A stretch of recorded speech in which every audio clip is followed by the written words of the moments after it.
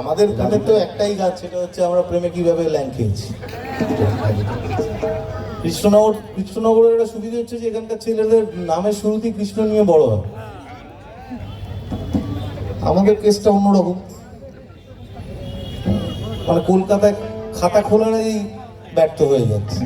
মানে কলেজে যখন পড়েছিলাম সেই সময়কার লেখা গান, সেই সময়কার ব্যর্থতা নিয়ে গান, তারপর সিরিজ অফ ব্যর্থতা আছে সেগুলো নিয়ে গান লিখিনি। কেননা অন্য প্রথম প্রেমটা ব্যর্থ হয়ে গিয়ে যদি একটা গান তৈরি হয়ে যায়, তাহলে পরের ব্যর্থ প্রেমগুলো তো সেই গানটাই গাওয়া যায়। তো দেখুন, প্রেমে ব্যর্থ হওয়ার যে গান না, যে কবিতা বা গান, আপনারা যারা যারা হয়েছেন, এখানে রয়েছেন কেউ কেউ, দেখবেন তাতে প্রচন্ড দুঃখ থাকে, প্রচন্ড দুঃখ থাকে। মানে সে দুঃখ খাতায় লিখে চোখের জল ফল ফেলে সেটা যাচ্ছে তাই ব্যাপার আর কি, যারা এক্সপিরিয়েন্স করেছে জানে। কিন্তু আমরা সে তুলনায় একটু স্মার্ট ছিলাম, আমরা এমন ব্যর্থ প্রেমের গান লিখেছিলাম যাতে নাচা যায়।